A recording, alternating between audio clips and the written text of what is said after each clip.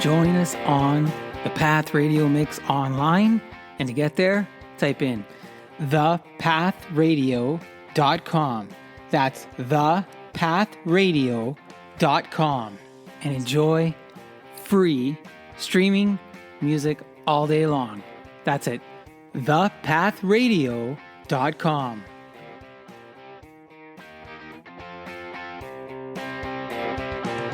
All right, now let's get to the main show, the Monthly Social Podcast, with me, your host, Guido Perino, as you go on with Guido.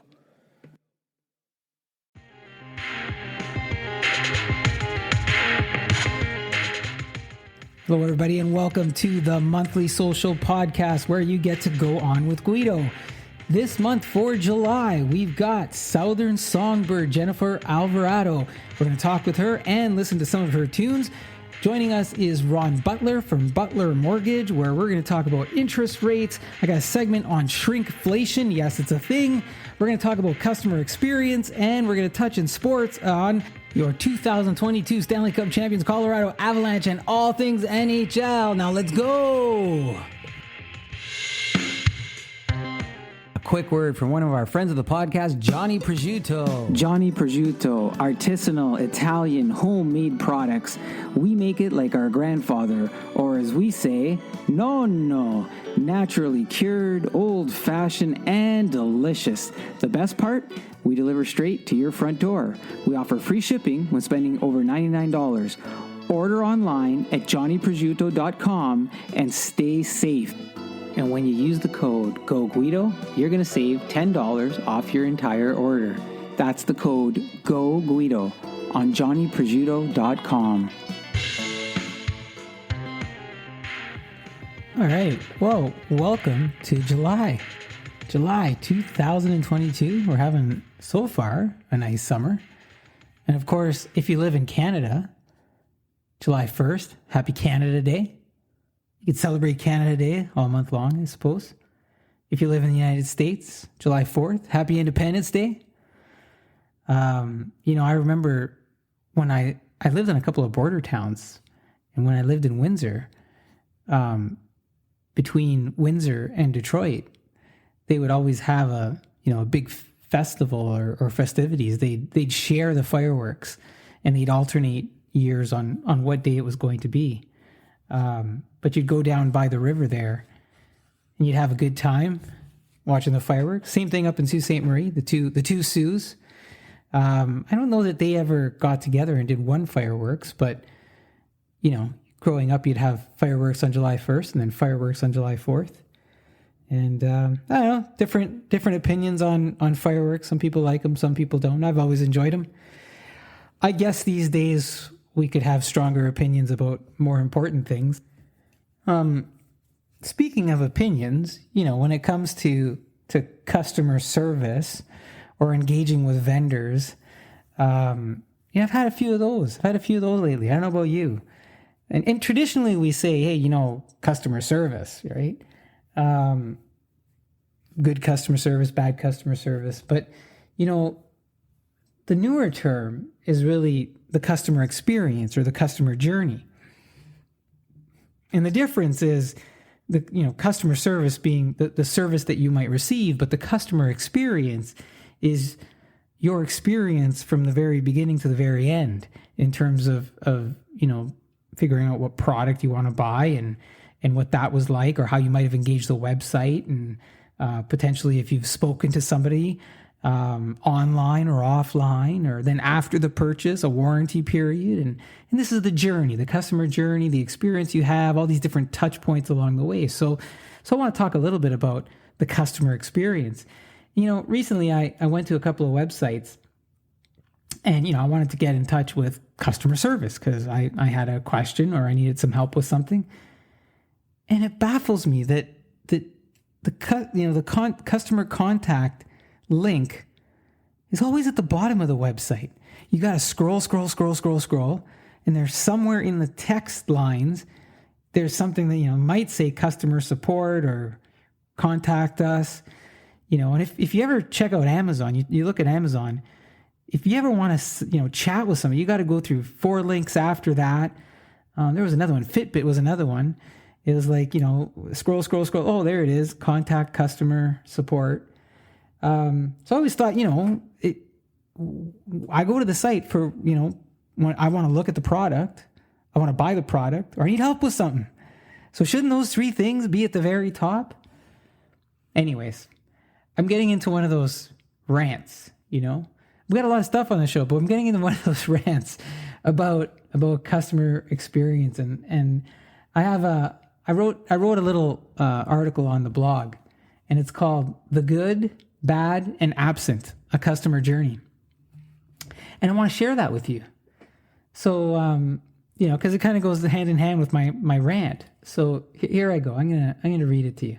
And of course, you could read it. You could read it for yourself. You go to guidoprano.com/blog, or guidoprano.com and just click on the word blog at the very top. If you could believe it, right at the top.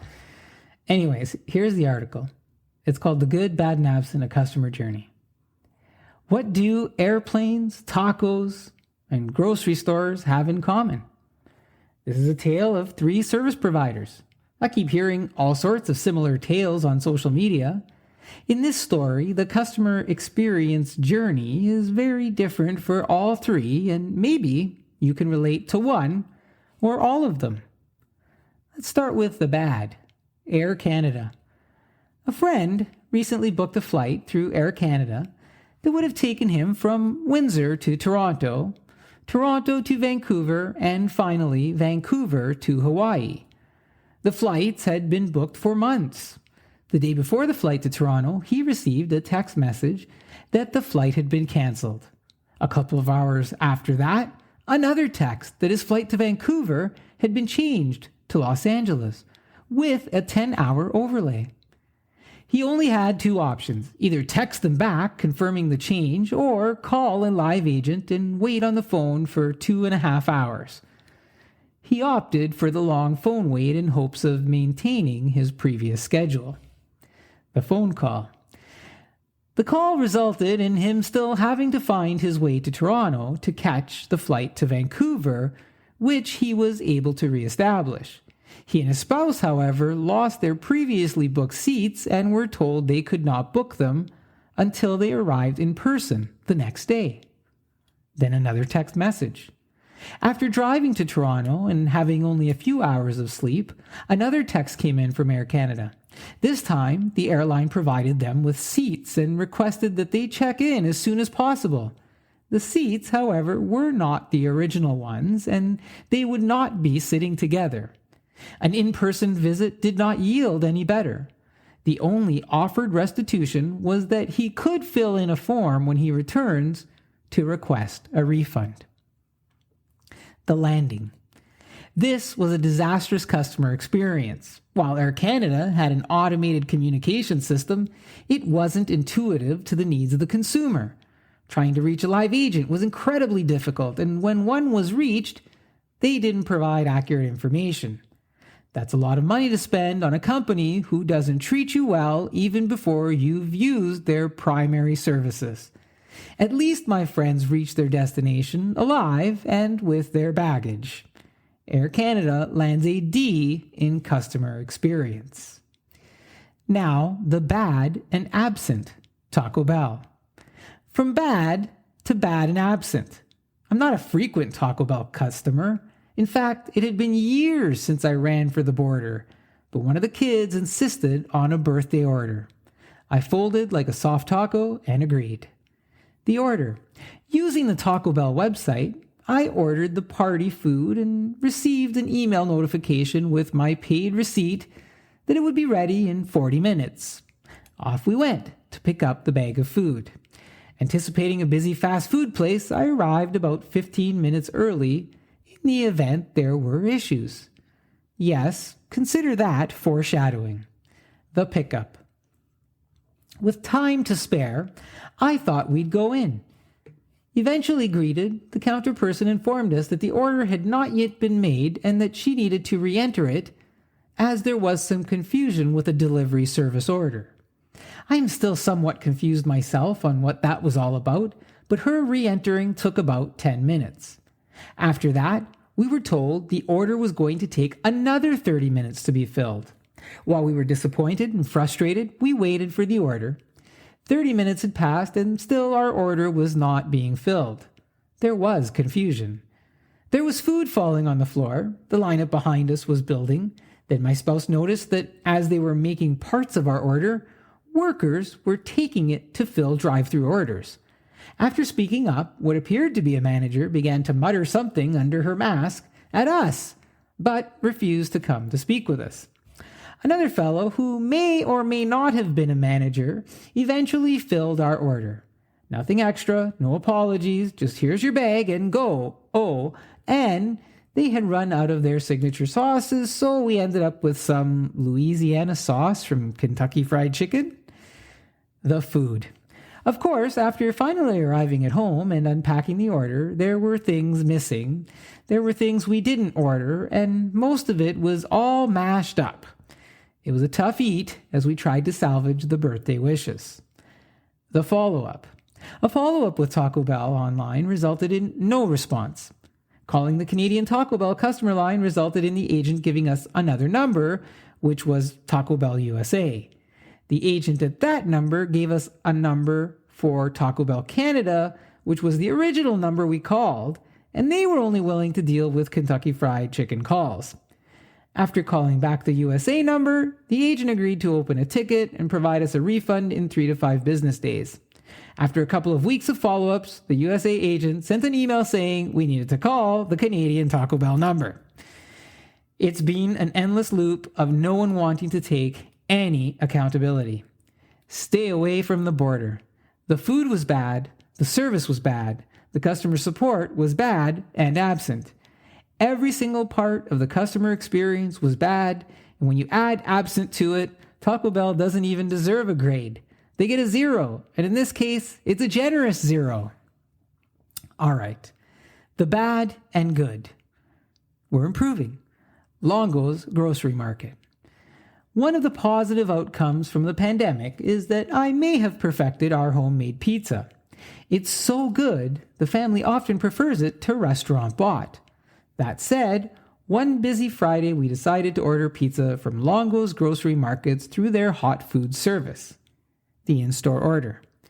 My spouse placed the order at the counter and was told it would be ready in 30 minutes. She shopped while she was waiting for the pizzas. After 30 minutes, she returned to pick them up and was told I forgot to make them. The cook offered to make them and that she should go back in another 30 minutes. She was not going to wait another 30 minutes with everyone already hungry at home. That was the bad. Contacting Longo's. Disappointed in the experience, I reached out to Longo's Market through Twitter. Given the Taco Bell experience, I was skeptical that anyone would respond. To my surprise, they not only responded, but were interested in understanding the entire situation. They followed that up with a cash credit for the value of pizza and were going to work with the specific store location to help prevent similar future instances, making it right.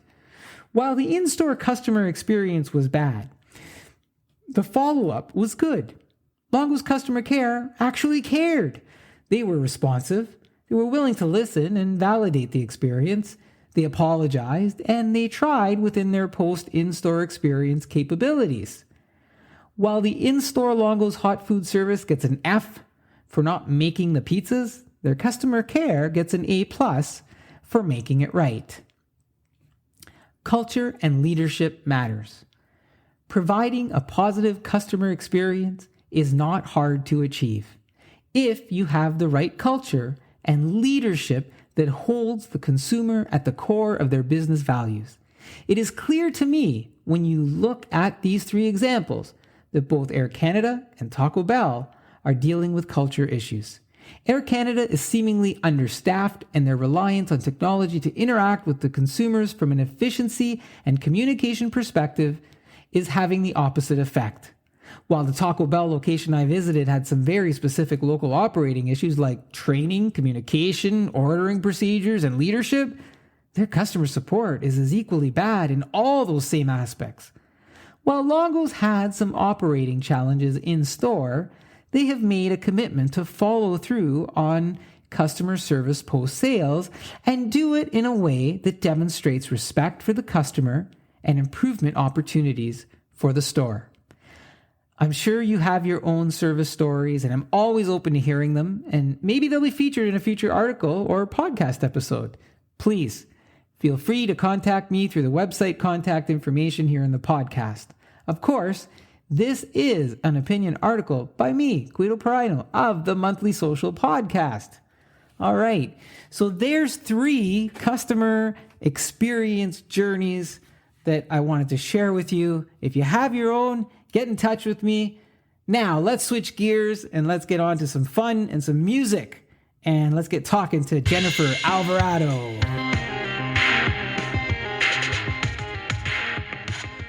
I would like to welcome to the show from Vail, North Carolina, country pop artist Jennifer Alvarado.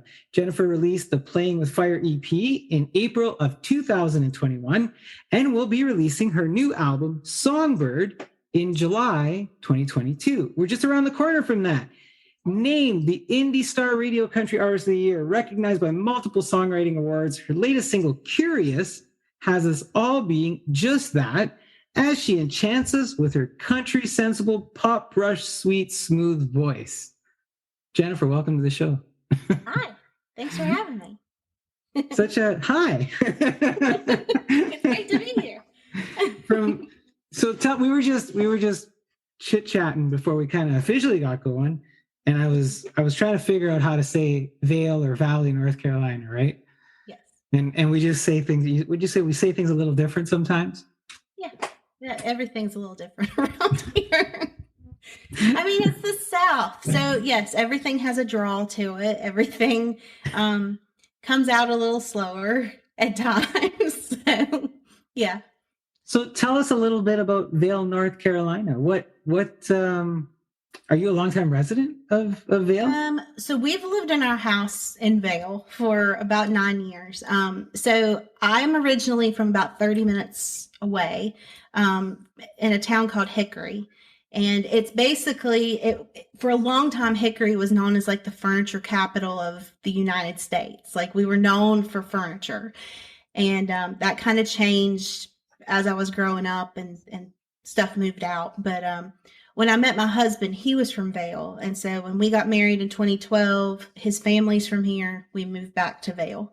So we've been here about 9 years. We live out in the country. Like, I mean, literally, the crazy thing is there's like a post office, and it's like the biggest post office district, I think, in North Carolina. I may have that wrong. It's like a huge post office district because it covers like 4 counties or something. But there's no stoplights in Vail. Well, there may be one somewhere. I don't know. But yeah, there's no stoplights. There's no, like, you have to go 15 minutes down the road to find a grocery store. Like, I mean, it is cows and countryside. So yeah. It kind of sounds nice. I mean, it is. It's great. So like what? Like is the thing to do on Friday night? Y'all hang out at the post office or? I've actually never been to the Vail post office, so I don't know. So help me out, because, from a geography perspective, yeah. Charlotte, are you north, south of Charlotte? Yeah, it's kind of northwest of Charlotte. Northwest of Charlotte. Yeah, so flip me around and then you'll be right. Yeah, we're backwards. So yeah, it's northwest of Charlotte. It's sort of, it'll be east of Asheville. But I don't know I think Asheville's down. So it'll probably be northeast of Asheville too. We're right between Charlotte and Asheville. We're about an hour away from Boone, about hour and a half from Winston-Salem. So we're sort of. Oh, ever neat. See, it makes a difference. If I kind of know where you are, it makes a complete difference with the questions I'm going to ask you. So. Oh, okay. Not at all. So, okay, one more Carolina question. Hurricanes? Have you been in a hurricane? Yeah. So I think it was maybe 4. It was when Hugo came through. So it was back in like 1989, 90. I don't know, somewhere in there. But yeah, I was like 4 and Hugo actually came up. So it came off the coast and I think it went up through Charleston, South Carolina, and then Columbia, and then came up through the foothills of North Carolina. So I can remember that, like we got really, we got a lot of wind and all that kind of stuff. I remember the trees. We had this big bay window in my parents' house, and looking back, this is not smart at all, but we were standing in front of this bay window, and like, the trees are going down and like stuff is catching fire. And it's like, oh, I think we need to go down to the basement and like protect ourselves. Things are catching fire. Yeah, just a norm. And then, but yeah, I mean, I think we were without power for like a week and stuff like that. So, but I mean, there was not, I hate to say there wasn't that much damage around here because I honestly don't remember. But I can remember, stuff was closed for like a week and a half. And yeah, but that's really the only, other than rains that we get, we still get a lot of rain. If one comes, especially up from the south with South Carolina, or for whatever reason would shift like at Myrtle Beach and kind of come this way, we get a lot of rain. Okay, Myrtle Beach. Are you close to Myrtle Beach? We're like 6 hours away from Myrtle Beach. Okay, maybe? Not close to Myrtle Beach. Maybe I don't know. So my geography is limited on Charlotte and Myrtle Beach. Okay, so yeah, so Myrtle Beach is on the coast. Oh, okay. There we go. And then we're kind of over near Tennessee, so we're on the opposite side of the state. Tennessee. I'm making my way around the states. I got to tell you, a couple of months ago, I had a guest, and she told me she was from Kentuckiana. Okay. Kentucky, Indiana. There's this place called. Yeah. I had to look it up. I didn't believe it, but listen. How about some music? When did you get started? Forget the hurricanes. When did you get started with music? Honestly, I've been singing. I started singing before I actually started speaking. My grandmother would write in her journals. Like that's how I would communicate. Like my father taught me how to click. And so like I would click certain amounts of times to like answer questions. But I started singing melodies and stuff like that when I was super little, before I could talk. Music's always been sort of my go-to. Like I can't remember life without music in some way. I started writing little songs and stuff when I was about 4. And really, I think around 4 was when I realized that like Whitney Houston and Celine Dion, like all these big people, that they did this for a job. And so I was like, okay, well, that's my job. Like, that's what I'm going to do too. At 4 years old. Yeah. So I just remember like falling, like I absolutely adored music. And so it just, yeah. So 4 years old, after Hurricane Hugo, you started writing me. I'm just drawing that in. Somewhere in there. Yeah. Somewhere in there. It must have sparked something. You mentioned your dad, and he kind of taught you clicking. Is there a family influence from a music perspective, or? My grandfather actually, there was a radio show that he would play. I think maybe him and his cousins or something, they started playing on the radio. It was before I was even born, but they would do a Sunday radio show. And so he always had instruments in his house. I started with a little mandolin at his house, and then I broke the mandolin. And so I had to sit down from playing the mandolin for a little bit until it got fixed. But he's the one that taught me how to play guitar. Like my first guitar chords were him, and I would listen to songs and then figure them out on guitar. Like I would figure out the little guitar riffs and stuff like that. So by ear. Yeah. And eventually you kind of got into like reading music and all that other stuff, but yeah, probably. So then I started with like choir and voice stuff, middle school, like late elementary school, middle school. And then I picked up guitar and actually started taking guitar lessons at that point, like, and started actually reading the music. But before then, like I would just I would listen and play. Incredible. And honestly, I kind of still prefer that. I don't know that I definitely am not as good as I used to be at it. Because you move away from that. But yeah, that's one thing that side has always come more easily to me with being able to hear it and figure it out than reading the music. The reading the music would always intimidate me to a certain degree. I would do sight reading tests, especially like high school, college, and I would be a basket case. Like it was just like, I have no idea what this is. So with all the natural talent right behind you, you're still worried about it. Do you have a favorite memory of your early music days? You've mentioned your dad, you've mentioned your grandpa. Yeah, this is going to sound weird. So when I think I was turning 8 years old. We had gone on a trip to Reno, Nevada, and we were at the MGM Grand, I think it was, and I was 7 at the time, and down in the casino, they had like this little bar, and there was this lady singing in this bar at the casino, and of course, like you're not allowed in there at 7, and so my father set me up on like there was like a railing that went around this thing, and the lady came over and started talking to me. The singer started talking to me, and she let me kind of sing a song with her and all of that. And I just remember thinking like, this is it. Like this is, and it completely made me fall in love with everything even more. And so like I've always remembered that lady because and that's honestly when I meet younger kids and stuff now, that's because I know the influence that had on me. And I remember her telling me like, yeah, you're going to do this one day. And yeah. And you're doing it. That's awesome. That's good to hear. And it's nice to hear a positive influence story for a change, you know?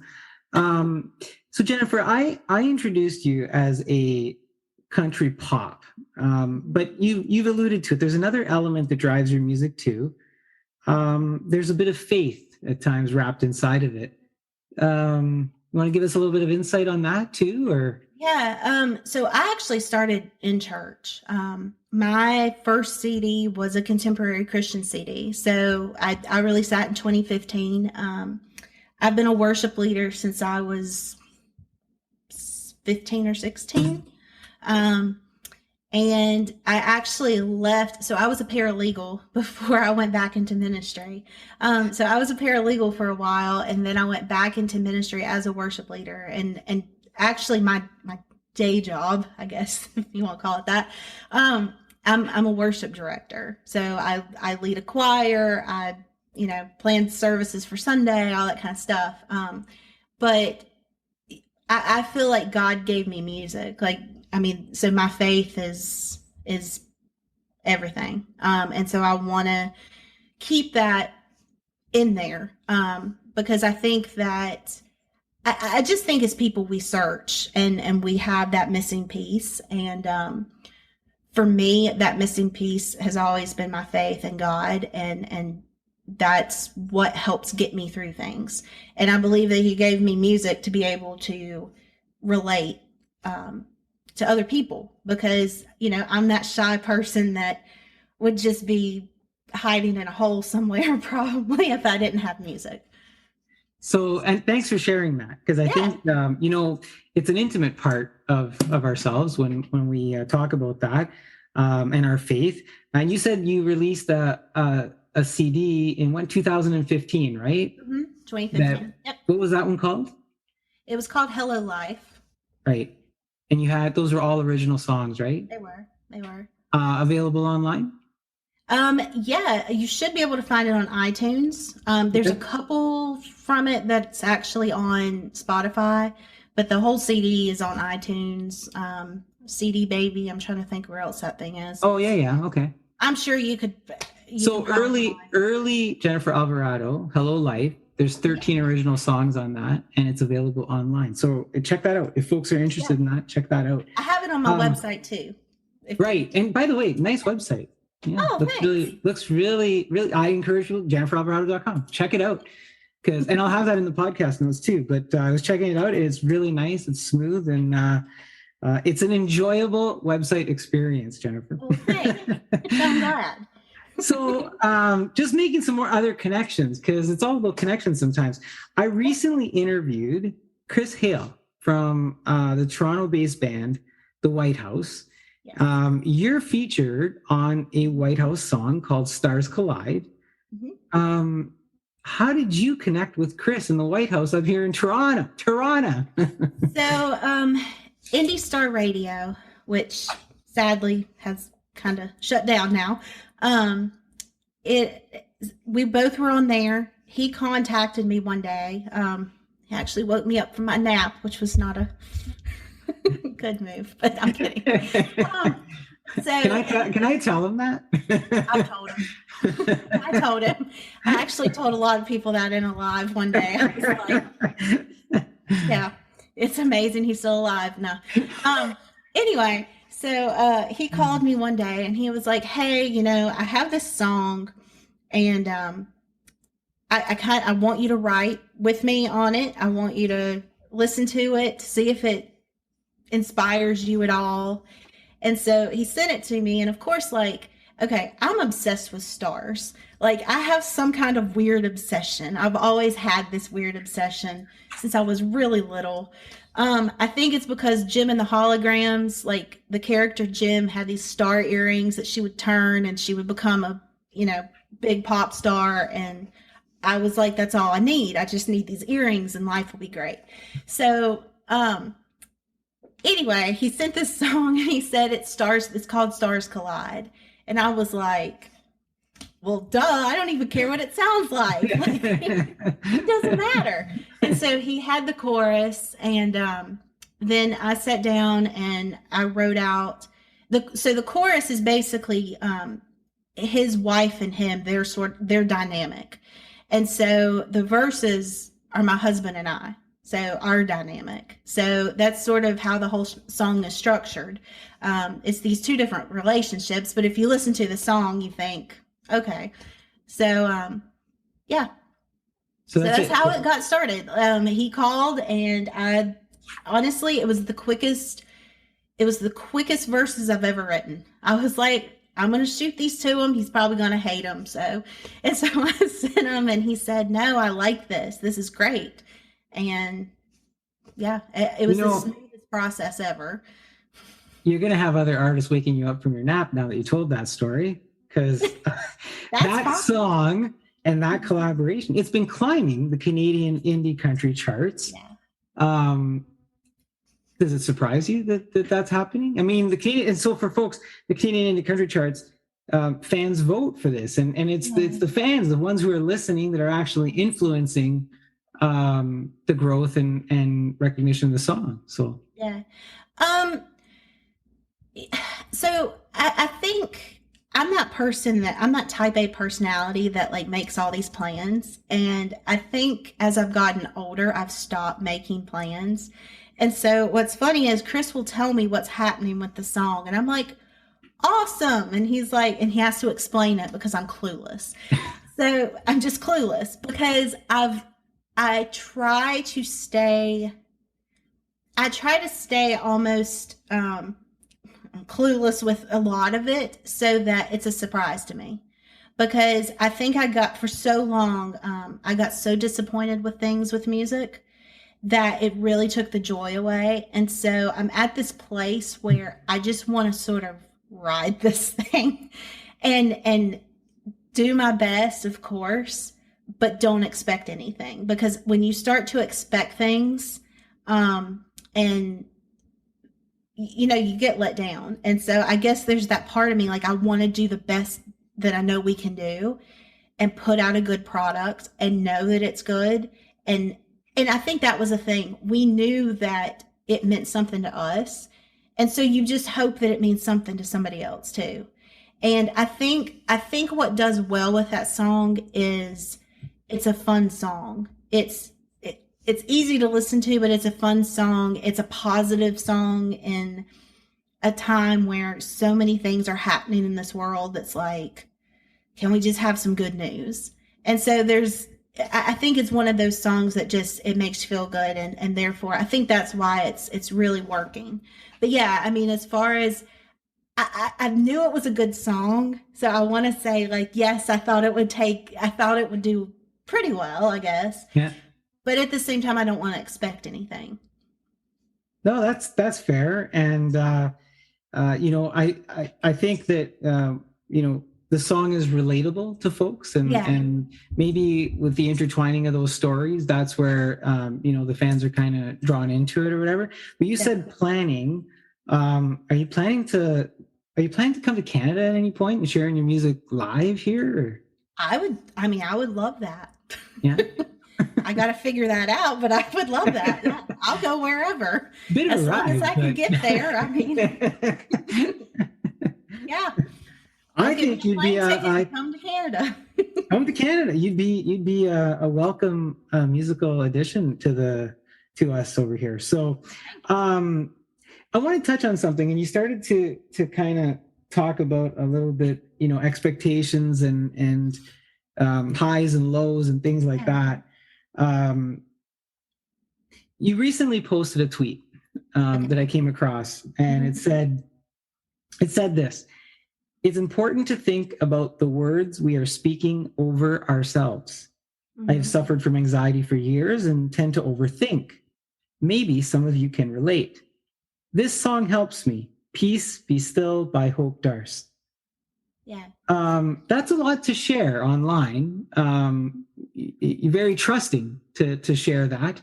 And so there's a couple of things when you wrote that I kind of sat back and I thought, well, I wonder how music helps with your anxiety. But then there's another part to this, and I want to ask you this. Well, let's deal with that. How does music help with your anxiety? And then I'll get to the other part of the question.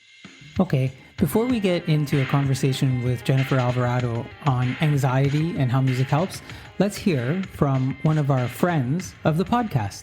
Recipes at My Table is a work of family, love of food, and sharing of stories. The stories keep the memories alive and make every day a party in my kitchen. Join me for the sharing of traditional Italian recipes and so much more. Visit me at www.recipesatmytable.com. All right, let's get back to Jennifer Alvarado and talking about how music helps with anxiety. Well, let's deal with that. How does music help with your anxiety? And then I'll get to the other part of the question. Yeah. So for me, and I said this a little bit before, I'm naturally very introverted. I'm naturally very shy. I keep a lot to myself. And especially growing up, it was hard for me, I think, to really process. And I had some bullying. And so I just remember, like, music was my safe place. Like, I could go home and I could talk about whatever I wanted to talk about in music, and it was okay. Or I would go home and listen to songs and connect with somebody over a song, and it was like, this person knows how I feel. And so you feel validation almost, like it's okay to feel this way. Or somebody else is there with you. You're not alone. And I think that is what I've always taken from music. And that's what I've always wanted to give back with music, is that, there's so many things in life that we don't necessarily feel like we can talk about. But if you add a melody to it, you don't even necessarily have to talk about it. You can just sing a melody line and notes, and you still express something. And so I think that's what I've always wanted, is to help be that friend to somebody who maybe is being bullied, or maybe their parents are fighting in the next room, or whatever the situation is. And I want them to feel heard and seen and feel like they're not alone, because there's been a lot of times in my life where I've wondered, like, am I all alone? And for me, I had the faith element of knowing, like, God's walking with me. I have God. I can talk to God. But so many people don't. They don't have anybody, or, and so I just that's my biggest thing, is I want people to know, like, they have a safety. They have a safety there of music and being able to express whatever it is through that. So your music created a safe space for you, but Yeah. it's also creating a safe space for others as well. And that's what your hope is, right? That it That's creates my a hope. safe space, Yeah, and that's why I keep, that's why I share. Like, there's so many things that I've written and I'm like, I shouldn't share this. And then it's like, no, that's when somebody comes up to me and they're like, thank you for sharing that. So yeah, I think so many things, I think we get scared to share our mess in life. And the fact is, everybody has a mess to some degree. Everybody's got insecurities. Everybody's got brokenness of some sort. I help with a Celebrate Recovery ministry. And so I'm big with recovery ministry. That's why I think I'm able to share about the hurting and all that, because I see it. And I also see the side of, unless you address that hurt and actually share that with somebody else, you never get past it. Like, you don't heal from it. And I really think that we're given trials and things in life so that we either become bitter or we become better. And we can use those hurts and everything to help talk to somebody else and help them through that.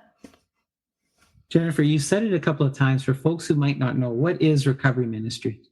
Yeah. So Celebrate Recovery, I'm sure a lot of people have heard of like Alcoholics Anonymous or Narcotics Anonymous. Celebrate Recovery is also a 12-step program, but it's based on biblical principles. So the higher power that you talk about with like AA or something like that would be God in a Celebrate Recovery. But basically it's a recovery group. So and it's more expanded than AA or NA. With CR, it's basically anybody that has a hurt, habit, hang up. So if we're honest with ourselves, everybody could come to it, because we all have those things in life that, make us insecure at times or can be triggering to us or whatever. I got involved with it because of worship. And so I went as a worship leader, and then I very quickly realized, like, I'm a perfectionist, and being a perfectionist is not like something you put on a resume, which is what I used to do, because I thought it was a great thing. Like, I thought it was like, an award, like, hey, I'm a perfectionist. This is great. And then I very quickly realized, like, no, that's not great. Like, that has very negative things that go with it sometimes. So yeah, you learn about yourself, and you learn where those hurts are, and how to work past it and be able to live a fulfilled life and be able to then take those things and help somebody else too. So this is deep. One more deep thing. okay. Because you know what? I think it does help people. And part of what I do too is, if we can get the message out there and we can help people, or they hear a message from somebody else and they sort of find their own path, whatever it may be. And it's not, we have fun and we have entertainment, but we also like to help people too. How did you know that you had anxiety? And once you figured that out, like, what were your next steps? So what advice would you give to folks if you had to give them advice along those lines? I went a lot of years terrified to sing. So when I started out, I was singing, thought it was great, like everything was great. I got to middle school and I started getting bullied because, other people want solos. And so they would be like, if you try out for this solo, we're going to beat you up. And I'm like, okay. So I got to this place of like being so terrified to sing in front of people that I just stopped. Like, I just stopped music altogether. And, I would I got back into it, obviously, with college and stuff. And then it happened again. And so it's just this debilitating feeling because you want to do something and you can't do it. Like nothing comes out when you go to sing. Or I would be so sick that I couldn't do it. And this is from the little girl who communicated through song more than speaking, that you got to that point. That's incredible. Yeah. So there was that. And then, my parents had some stuff happen. I ended up going to a counselor because of them. And, she saw my anxiety, but I wasn't willing to talk about it or address it. I was like, oh, everything's fine. I was 17, 18 at the time. I was like, oh, life is great. I know who I am. Everything's wonderful. And it kind of kept on until probably I was around 25 and I started having panic attacks just all the time. And so I finally was like, I can't do this anymore. And I finally asked for help. And at the time, my husband, he's a Christian counselor. So he was going through, I think, his master's at that point in time. And so, of course, like he's telling me like, hey, I see this and this and this. But yeah, so I got connected with a counselor and I started addressing some of these things. And I think it was just the fact of admitting, like, I'm not happy. And why am I not happy? And why is this happening? Because I'm a control freak. I don't know if you can relate to that, but I'm a control freak. I think it comes with perfectionism. And so when things would go out of control, especially middle school, high school, like I developed an eating disorder because that was my way of control. I could control everything that was happening in my little world with that. And, I never put the pieces together until I went to see somebody. And so, yeah, I would encourage anybody, like if it's disrupting what you want to be able to do in life, right, then seek somebody. Like you can or email me and I will talk to you and we will find you somebody somewhere. And because there's a network of people out there. There's all kinds of different online therapy, counselors out there now, all kinds of stuff. So I would encourage, if anybody is suffering with that or just not happy and you don't know what's going on, like talk to somebody. Like there's no shame in talking to somebody. And for so long, like I looked at it as I can't control my life. Like something's out of whack that I can't handle this myself. And that's not the case. I mean, we all need people to talk to. And, it's better to talk to somebody who knows sort of the right answers, or not necessarily the right answers, but at least how to move forward.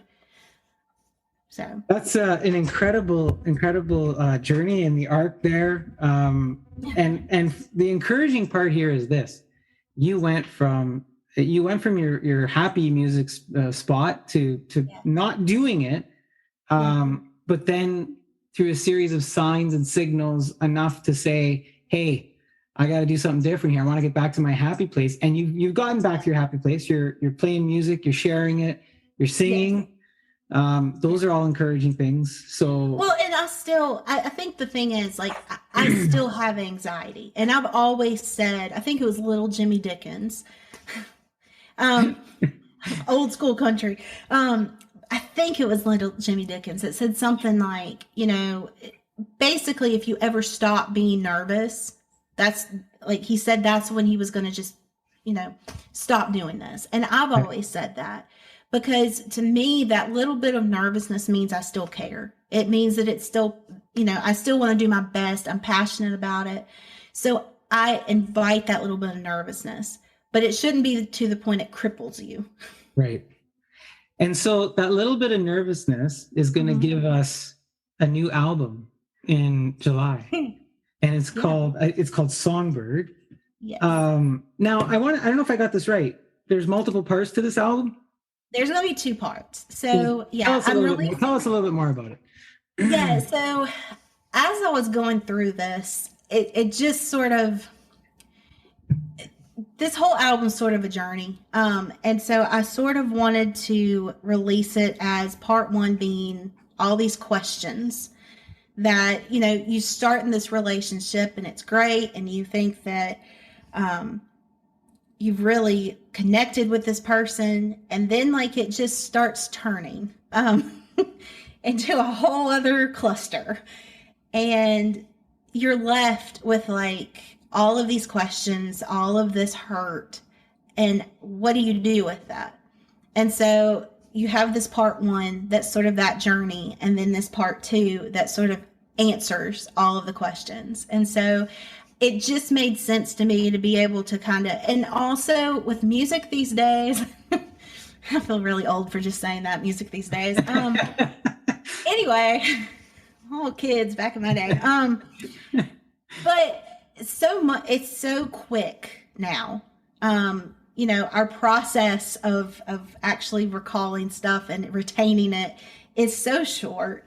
And so I felt like it would be better to do 2 smaller projects or EPs so that each song has their moment, I guess, and is able to connect with people versus you throw 12 songs out there and, maybe 6 or 7 of them actually are heard and the others are kind of just over here. So that's my hope too, is that because for me, like each of these songs means something. And there's a story behind them. And so I really wanted each of them to have their moment. When does part 2 come out? My hope is part 2 will be out by late August, September. Oh, okay. So succession, Yeah. like we've already worked on some of them and they're done as far as the songs go. It's just I split the stuff up so that it made sense with the flow of the storyline. You used a word that always grabs my attention, and that's process. Yeah. What's your process? Like when you're doing this, or when you're writing, or when you're thinking about it, do you have as a perfectionist, do you have a process that you must go through, or has your process changed over time? Or I will say with this album, my producer and I, like our process with going about this album has been totally different.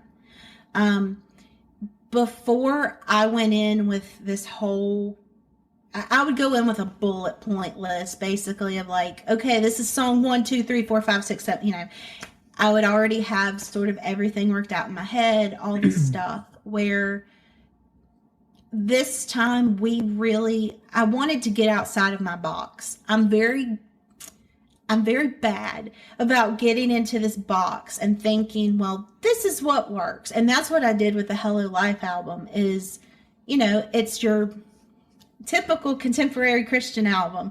I hate to call it that because those songs mean something to me and they did at the time and they still reflect on things. But I played it very, very safe with that album, as far as what I said, because with contemporary Christian, it's like, well, you don't want to say anything like too big, or you know what I mean? Like you want to be happy. I don't know. Yeah. That's what I felt like. I had to be positive and happy.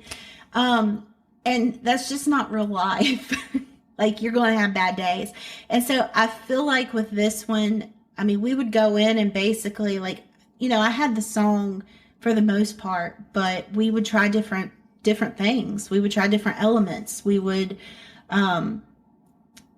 there's one song in particular called Trigger Warning that'll be on part 2 that, we added some stuff in there that's just kind of weird. I mean, when you think about it, it's just sort of weird. And, but we still tried to keep it country, like with some of the instruments that we went back and used, like, but if you listen to it, it's not by any means a country song, but it still has those nods to country. So it's kind of mixing different genres. I was going to ask, because I had to listen to one of your new tunes that we're going to play, Rock This Way, right? Yeah. Are you more country, more rock? Is there other stuff going to happen that we can anticipate, or? I think I will always be country. I mean, I grew up with country music. My grandparents played country music. So there is just this place in my heart that's country. And it feels like home, and it feels natural to me. Plus, I have an accent. I can't disguise my accent. Like, it's going to come through. So there's that. But I also grew up listening to classic rock. My mom was a huge Eagles fan, and Chicago and all that kind of stuff. So I have that, you know, and then I studied opera. So I have all these different kind of elements, and I love all of them. And so I feel like we kind of paint ourselves into corners so many times, and we say, oh, well, it's country, so it's got to sound like this. And so I'm sort of over here going, why? Like, why does it have to? Like, why can't you have it sound, you know, like a Southern rock song right now? Or, you know, add guitars and make it sound like a Richard Marx 80s song or whatever. I mean, you know, so I like bending those things, because I'm glad you went Richard Marx, not Rick Astley, but it's so sorry, I interrupted because you were saying I like bending those things. Yeah, but I mean, I feel like music, it's supposed to be fun, it's supposed to be your personal, you know, experience so many times, and I think that I just think we get so caught up in, oh, it's got to sound like this, and it's got to have a verse, chorus, right, bridge, or it's not right. And I don't think that that's what music's about. It's about emotion, and maybe that's not how that feels today. Like, maybe you feel like throwing in two bridges. I don't know. So I think we put so many rules on things that aren't supposed to necessarily have rules. Well, so I got one other question. Do you have a target audience? Like, when you're playing these songs and this music, and you look out there and you imagine the proverbial crowd looking back at you, who do you see out there? Usually it's like 35 to 50, somewhere in there. Okay. That's the range of who I usually see. I do have younger people, obviously, but I mean, that's sort of, especially around here, like, that's sort of the average, I guess. And all of our friends are like, you know, 30 to 45-ish, somewhere in there. So, like, that's who we see. I wanted to share this with you. My teenage daughter. Yeah. I let her and my 10-year-old daughter listen to Filthy Water.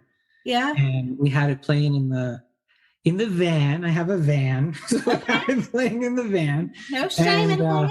No, just, you know, the bus driver. So, and they were rocking along, and they really liked it. And Good, thank you. yeah, so I just wanted to share, you know, young teenage girls, and I thought, you know, I wondered if, you know, when you're writing, if you have a set audience in mind, but you know, it's universal, so who knows, right? Like, you know, I've always wanted to, like I said, because I know that's when I needed somebody to talk to the most, was my teenage years. So I think with some of my stuff, like, it just naturally goes there, because there's that part of me that I always wanted I'm an only child. So I didn't want a younger sister because I knew I'd have to take care of her. I wanted an older sister because I wanted somebody to be able to talk to and be like, hey, tell me about this. So I used to ask my grandmother to have another kid, because I thought, you know, she's older, it's going to come out older, it'll all work out. But yeah, that didn't work. That is so cool to share. The other thing I was going to say too, when I listen to Rock This Way, and so we're going to listen to 3 songs on the podcast. We're going to listen to Curious, Filthy Water, and the new one, Rock This Way. And I was listening to Rock This Way and I thought, that is badass. Like there's a badass element to it. I like it so much. But it was, the country kind of crept in, but then there was this rock element that crept in and some other things. And I was like, it's a little different than some of your other stuff. Yeah. But I really liked it. It had a really good listen to it. I've probably kept you longer than you agreed to stay on, Jennifer. So we are going to hear a couple of songs, but before I close out with you and we get to that song, is there anything you would like to leave us with that I maybe didn't ask, or anything you'd like to say to the folks who are listening? I would just say, like, if you're a musician or a singer, especially if you're younger, like, keep going. I think I've had so many people in my life tell me, like, you need to stop music. Like, you need to stop. You need to be realistic. You need to do this. You need to do that. If music is what makes you happy, keep going. And try very hard to not compare your journey to somebody else's. Because I am very bad about comparisons of myself to other people, or especially other people's success and their way of getting to wherever. And the fact is, like, your journey is your journey, and there's a reason for it. And I think when you accept that and you take that to heart, that's when you start really getting your own voice and being able to use it. Jennifer, thank you so much for that. Yeah. That is Jennifer Alvarado, the artist that the Nashville Songwriters Association says is the one to watch. Her songs IDWIB and Filthy Water were top 10 finalists for the Best Pop Song, Best Modern Country Song for the Spring and Summer of 2021 World Songwriting Awards. She was recently named the 2021 Country Artist of the Year by Indie Star Radio. Her song Curious was a finalist for Best Pop Song for the winner of 2022 World Songwriting Awards and won Best Pop Song for the Indie Songwriting Awards in winter of 2022. I can't keep up. Your accolades are building. I'm so happy to have been able to share you as an incredible talent with our audience today. And that is Jennifer Alvarado, who says that the journey doesn't have to be perfect, but it should be yours. Thank you, Jennifer. Thank you. Now, let's listen to one of Jennifer's songs called Curious. Here is Jennifer Alvarado. I can see you looking at me from across the room. With every single glance I get a little more confused. You shouldn't want me, I shouldn't want you. All of our reasons, we follow the rules, but all I keep dreaming about is me with you. Are you curious where this is going? Curious, I think you should know that when it comes to me and you, I don't know what to do, but I'm curious about you. Yeah, I know that we both agree that we should just be friends. But when our late night conversations get deep, I can't pretend. 'Cause I know you want me, you know I want you. Forget the boundaries, let's break our own rules. All I keep thinking about is me with you. Are you curious where this is going? Curious, think you should know that when it comes to me and you, I don't know what to do, but I'm curious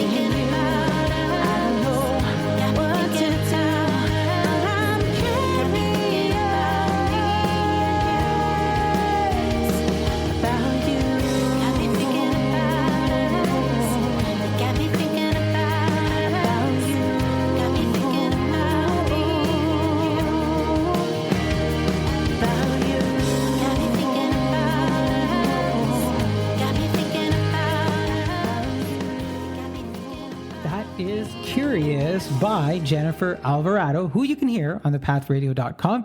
And of course, you can go to her website, jenniferalvarado.com, where you can get information on how to pick up that song. We're going to have more from Jennifer a little bit later on in the show. All right, now let's get to our next segment. And I thought, given everything that's going on with interest rates, that I would have on the show someone who knows all about interest rates when it comes to mortgages and homes, especially given that, we're in a home crunch, right? Where we're looking for homes for people to live in and affordable homes at that. So what does the recent increase in interest rates mean, and how would it affect home buying and mortgages? So here with me next is from Butler Mortgage, Ron Butler. Ron is here to give us some insights on what else, mortgages, and of course, what's going on with interest rates, options, trends, future, and more. Welcome to the show, Ron. How are you doing today? Great, thanks. Thanks for having me. Oh, thanks for being here. I'm excited that you're here. Ron, let's start with some basics for folks who might be new to mortgages, or maybe even not so new like myself, but I could use a refresher every now and then. What is a mortgage broker, and what makes using one different than, say, a bank? Sure, that's an easy one. Mortgage broker can go to numerous lenders on behalf of their clients. It only requires one credit pull to go to multiple lenders to check out different rates, different options, different elements of how to get the best possible mortgage. If you go to a bank, you've got one bank. You've got one credit pull. If you don't like their offer, you got to go to another bank, another credit pull, whereas a mortgage broker can accomplish all of these searches at once. Why is the one credit pull an important thing? Well, there is a slight effect of multiple bank credit pulls on anyone's credit bureau. It's not so the case of mortgage brokers. Mortgage brokers are going into the credit bureaus under a different sort of code. We're going under a mortgage brokerage specialty code, whereas banks are just general lending, and nobody knows whether you're shopping for a mortgage or shopping for a credit card. So it going to multiple banks may have a slight impact on your credit rate. Good point, and plus one in terms of advantages, disadvantages. Now, when it comes to a measuring stick for qualities, people always look at time. Oh, I've been established since X number of years, etc. I don't know if that association matters with mortgage brokers or not, but you've been in the mortgage business a while. What has allowed you to do that and to sustain that? Well, I've been doing this for 27 years. Both of my sons are in the business, and multiple decades for both of them. We are one of the highest volume mortgage originators in Canada.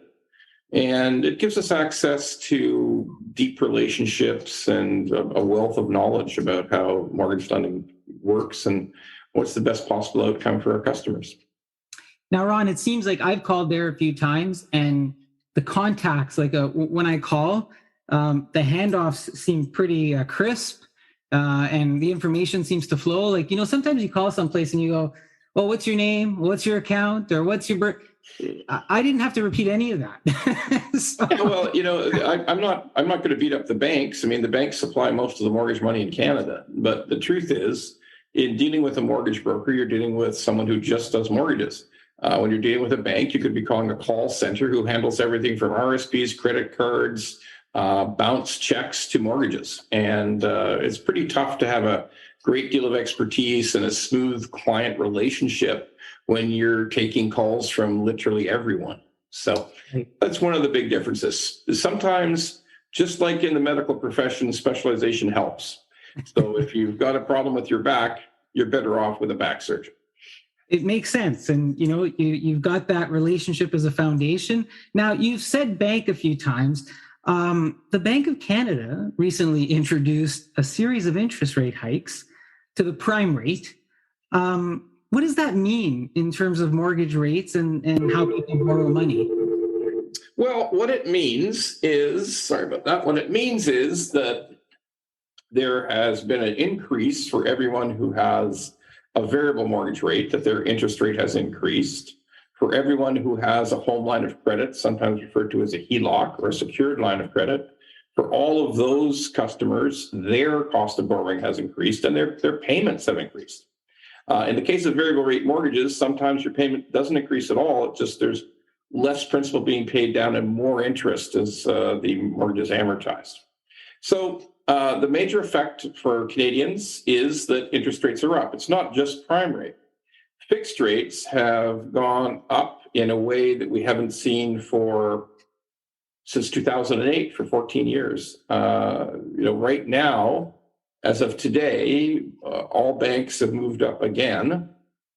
And the 5-year fixed rate across Canada by the end of next week, every single rate will start with a 5. So as recently as 7-8 months ago, it was 2.69. But as of today, or as of next week, it'll be 5.29. So that's effectively a doubling of interest rates. So, Ron, when the Bank of Canada raises the interest rate, let's say 0.5%, is there a formula that the mortgage rates will go up more than that half? No, there's a formula. They will go up 0.5%. Oh, so it's a straight 0.5%, 0.5%. Straight match, yeah. Wow. And you said 5.2%. That is, it might have been 2008, 2007, or around that time period that the fix were in that 5.49% range. We're sort of checking back to our records, and it looks like it's more like 2003 to 2005. So I did a chart tracking fixed and variable rates from 1980 to 2022, which is phenomenal. I mean, we're still much lower than 1980, but there's some intertwining that happens there with the rates. And there's a question I want to ask a little bit later. But before I do that, are we likely to see more interest rate hikes over the next year from the Bank of Canada? And the reason I'm asking is, like, online on social media, there's a whole bunch of misinformation, if you will, people just making things up, it seems, and there's no foundation to what they're predicting or not predicting. Is there a predictor? Is there something that we should be looking at to say, yep, they're probably going to go up again? Well, they've told us they're going to go up. The Bank of Canada governor has told us they're going to go up again. Again? Yes. The prime rate will increase another 0.5% in the middle of July. The next announcement is mid-July, and it will go up another 0.5%. And will that impact the fixed rates as it has? No, usually the fixed rates run ahead of the prime rate. Okay. So, Okay. But we have seen the fastest increase in fixed rates in the last 18 days than we saw back in the world financial crisis of 2008. So I heard that 1 in 4 Canadians, and I don't know if this is true, this is one of the things I read online, 1 in 4 Canadians say that they can't afford any more hikes. Mm-hmm. That's a completely garbage survey. That's a survey. That's a survey of consumer sentiment. If you ask people if there's a problem if their rates are going up, most people will say, hell yes, it's a real problem if rates go up, but it really isn't. It's the same way as if you ask Canadians, oh, if you had to miss 2 paychecks, would that greatly affect your household? About 50% of Canadians say, yeah, that would be a total disaster, because nobody likes to think about these things happening to them. Right. But in reality, it's not the case. I mean, I would tell you that an increase in prime rate is going to go up another 0.5% in July. It will probably go up another 0.5% in September, so another full 1% increase on prime rate. Fixed rates will likely go a little higher. Probably they will eventually approach 6%. Might not go over 6, but they might approach 6. And Canadians will pay their mortgages. Mortgages will get paid. It'll be harder. It'll be more difficult. People will have to cut back on certain expenses. But on the other hand, if you're in a 5-year fixed or you're in a static payment variable, you actually won't notice any change at all. Now, I don't know that I was going to ask you this, but you just made me think about it. Sometimes you hear that people say, oh, I'm going to break my mortgage, or I want to break my current agreement, because they're trying to predict, well, if it goes higher and I lock in at a lower, is that something that you would recommend people start looking at? Well, you have to examine it on a case-by-case basis. What people have to understand is when they break their mortgage, they pay a penalty. They will pay anything from 3 months interest to as high as 3% of the 4% of the whole mortgage. So if you have a $500,000 mortgage, you might spend $20,000 as a break penalty. You want to avoid wasted money like that if you possibly can. Consult with a mortgage professional. It might be something to consider, but as you have to realize that if you have a variable rate mortgage right now and you want to lock it into a fixed, the bank you have the variable rate mortgage will allow you to lock it in for free, so you don't need to pay a penalty. Now, you should always consult with a mortgage professional, not just the bank. You should consult with an independent professional as to whether that should be your best move. And each situation is individual.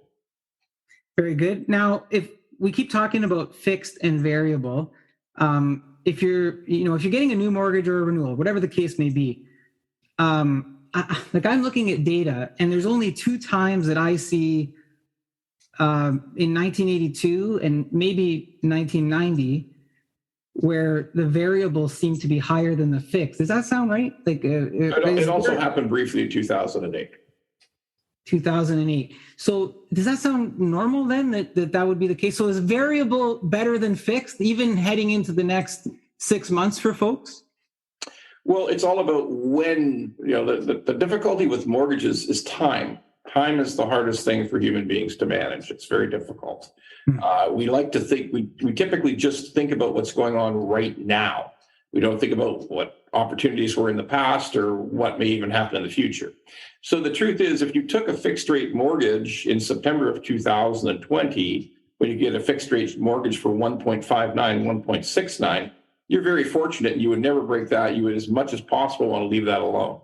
If you got a variable rate on a static payment, and that was back when those rates were like 1.25, you wouldn't probably want to break that either, even though inside the mortgage, your interest rate is increasing. You're not avoiding it. You are paying more interest, but at least your payment's not going up. So again, each individual situation has to be analyzed. If you were getting a fixed rate 8 months ago, it turns out it was better than a variable, because variable's gone up and the fixed rate would have been fixed. But each one of these situations is individual. It's very hard in the mortgage business to say one size fits all. It's interesting because I talk to people who swear by fixed, and I talk to people who swear by variable. And maybe that's why. Maybe it just fits their particular situation over that period of time. It fits the makeup of their personality. That's correct. Now, does the time matter? So if we lock in, let's say, you said 5-year fixed. There's other terms. Like you can go 3-year fixed. You can go 1-year fixed. You can go 1-year fixed, right? Is it something where you look at the market right now, you go, maybe just go the 2 or the 1 or the 3. Like, is there a time period? We are currently, in many cases, recommending 1 and 2-year fixed, because there's such extreme volatility right now. There may be an advantage to someone just to take a fixed rate for 2 years and then have a chance to re-examine the entire marketplace 2 years from now. It could be completely different. Right. So again, it really gets down to, let's talk to the mortgage professional and get what's right for you in that scenario. So look, I want to, respectful of your time, I have one more question. If I have an existing mortgage that is coming due and is with a bank, can I still call Butler Mortgage, or am I bound to the bank?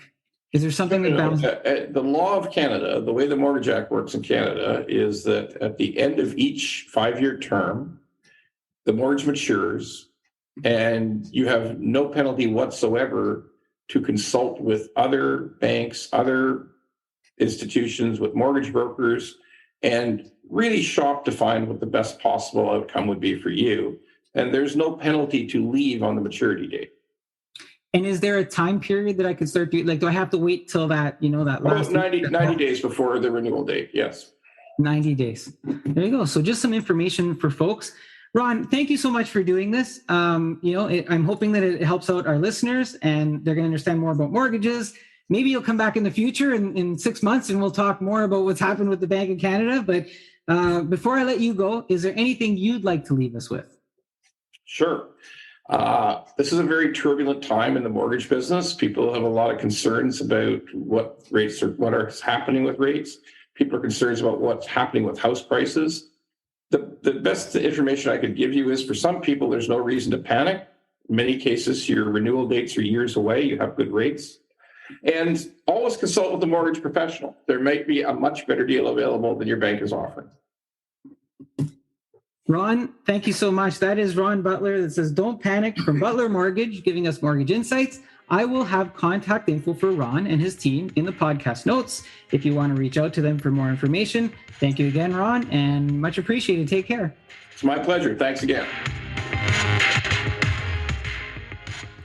So, on the heels of the conversation we just had with Ron Butler, we were talking about interest rates that, have been part of the whole inflation discussion.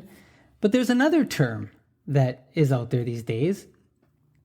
That term is called shrinkflation. And I wrote a little piece on shrinkflation on guidoprano.com on the blog site. You can go and check that out.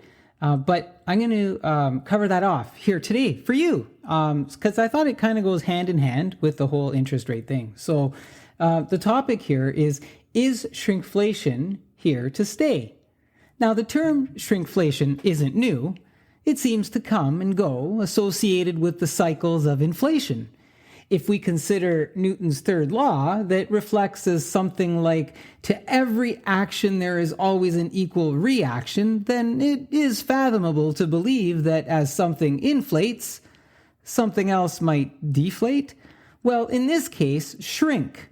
Economist Pippa Malmgren is often credited with coining the phrase shrinkflation. As a former advisor to President George W. Bush, she was quoted in the Economic Times on September 5th, 2014, as describing it as a phenomenon where companies charge consumers the same or more for less. As 2022 has unfolded with interest rates climbing, supply chains challenged, and oil prices skyrocketing, is shrinkflation happening again? Well, the proof is in the pudding. Shrinkflation isn't something you need to imagine. A ride to any local grocery store will reveal that it is indeed happening. Some consumers on social media offered their shrinking experiences. One of the first products identified was toilet paper. Remember when the pandemic first started and people were fighting over toilet paper? Perhaps it's something most would like to forget unless you're someone who really stocked up. If you still have pandemic toilet paper, then you're sitting on larger rolls. Jen says the same number of rolls, but definitely smaller rolls. I was shocked this time at how much I noticed a difference. Peppy was cheesed off that the size of cheddar cheese went from 500 grams to 400 grams, and the specialty cheese like jalapeno Monterey Jack might be smaller, like 375 grams, as the bars are shorter and thinner. Ted, another online source, had a longer list. It included bacon and pepperettes that both went from 500 grams to 375 grams. Dish soap with underfilled bottles, some reduced to 982 milliliters, 946 milliliters, and 897 milliliters. He also identifies a cookie package that went from 18 to 15. While in all these cases the size of the products has shrunk, the price has stayed the same, although in some cases has increased. Why do companies shrink products? Well, the obvious answer is that companies shrink products because it helps increase profits and augment real or perceived increases in production costs. It is also more palatable to the consumer than seeing an increase in price. The psychological marketing of shrinking the product over raising the price has a history of working. Think about your last shopping experience. It's likely that you start and end your grocery shopping journey in the same spots, buying similar products as part of the overall routine. When you pick up that familiar brick of cheese, while you may not notice a size difference, if the price hasn't changed, then you're less likely to believe it impacts your bottom line. Plus, if the packaging hasn't changed, psychologically, your product support remains intact, boosted by all your positive sensory emotions. You may realize that you're getting less, but because it isn't costing you more, it only impacts your consumption behavior at a later time, not necessarily your spending at the moment of purchase. Non-shrinkflation products. When it comes to spending, the good news is that there are some products like gasoline that do not experience shrinkflation. The bad news is that because oil companies can't really shrink the package for gasoline, they increase the price. When you put that into perspective and reflect on how you feel paying more for the same amount of gas, while you may still not like it, it might help you better understand the psychology in product size reduction and the impact on your consumption habits. The changing habits. While the distance you need to drive to get to work or school doesn't change, it's difficult to alter how much gas you consume for necessities. Perhaps it becomes a matter of changing recreational driving habits. From a grocery perspective, while your costs may stay the same, you must consider portion control to maintain the same budget. Some other alternatives to changing habits include brand comparison. It may be that a store, no-name brand, gives you larger portions. You may also look at bulk buying and carrying some freezer and other stock at home. Lastly, and something most people already do, is to look for sale or coupon opportunities. I get it, and so do you. No one likes shrinkflation or the changing habits that go with it. If there is a pot of gold at the end of this rainbow, it's that there has often been some sort of price or product reset once the economy improves. What we don't know is when that will be or what emerging global events will continue to influence the size of the problem. This is an opinion article by me, Guido Perino, of the Monthly Social Podcast. And so there you have it. A little bit of knowledge on shrinkflation, and it is a real thing. I've been out and about and, have picked up similar packages and thought, oh, wow, this is a much smaller product. But we'll see where all of that ends up. And for now, let's turn our attention to another song by Jennifer Alvarado. Here is Filthy Water.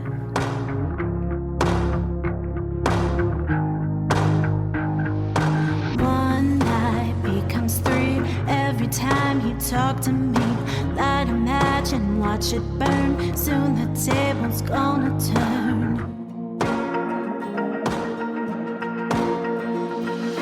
You think you are the man, talking with your dirty hands, but come home and make it right. The things you took away in spite. Ooh, don't you know? Ooh, the truth is gonna show. One day soon they're gonna see exactly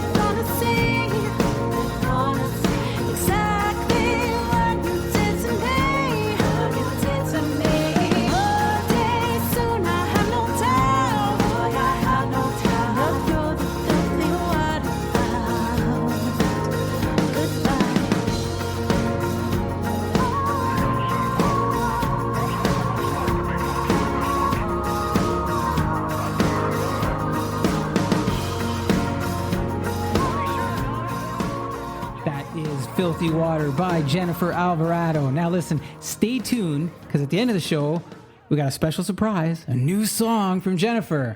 All right, now let's go to the next segment. It is time for a little sports. We're going to talk the NHL Stanley Cup champions, Colorado Avalanche, defeating the Tampa Bay Lightning. We're going to talk about that series, a bunch of things that happened, some of the players, some of the misgivings, some of the bad attitudes, some of the good things, some of the coaches, and all things NHL. So here is that segment, courtesy of itsnottheref.com. We've got myself, Guido, and Roland, and you'll hear where the other guys are. Now let's go. Before we do that, let's hear from one of our friends of the podcast, Chasers Fresh Juice. Hi, I'm Richard Chase, introducing Chasers Fresh Juice, a local business in Toronto. We've been in business for over 20 years, initially supporting our local Toronto area and now servicing all of Canada. Chasers provides fresh organic juices, ingredients including citrus zest, dehydrated garnishes, and fresh citrus peels to enhance any cocktail or recipe you can think of.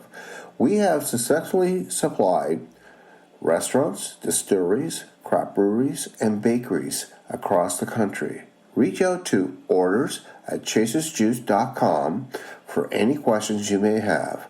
We are a customized fresh juice company, and I'm sure we can help you.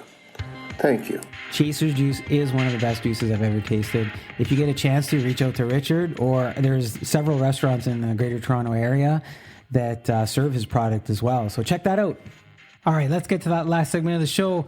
It's Not the Ref podcast. You can see it on YouTube as well. Just type in your browser, itsnottheref.com, and enjoy the visuals to go with the audio. Here's one of our latest sessions. Welcome everybody to the It's Not the Ref Sports podcast. We're going to talk about the end of the NHL season, and you've got myself, Guido, and joining us from Hawaii, covering sports in Hawaii, we got Roland.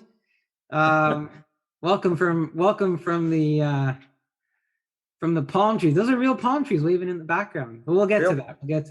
The island of Maui, yeah. The island of Maui. And Brian's not here. Brian's still celebrating. I think he's on week 2 of the celebration of Austin Matthews winning stuff.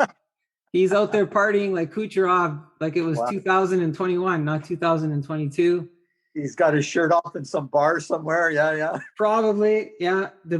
Beer debauchery going on, wearing his half Leafs jersey or not, who knows. And then Clark is commissioning. He's doing commissioning work still on his fantasy league hockey site. Check it out. They're a good fantasy hockey league. But I'm sure we'll catch up with them. So hey, it's over. It's over. Yeah. It's over. The Stanley Cup, the dented Stanley Cup. Did you see it got dented? I heard that this morning. Yeah, I don't know who it was, but you know when they do the team picture? Yeah. One of the Colorado players was carrying, he dropped it, and he dented the bottom. I did see that when it happened. Yeah. So that's what it got dented when that happened. Okay. Yeah. It's a record. The cup got dented within 5 minutes of being presented. So it's a record. That poor cup. Yep. That poor cup. More over the next 3 months or 2 months. And it's gonna travel. They're gonna travel with the cup dented. Like they're not gonna repair it till later. So that'll be interesting. Stanley Cup champions, the Colorado Avalanche. Yeah, and you know what? I think most of us called it. Didn't we call it? Yeah.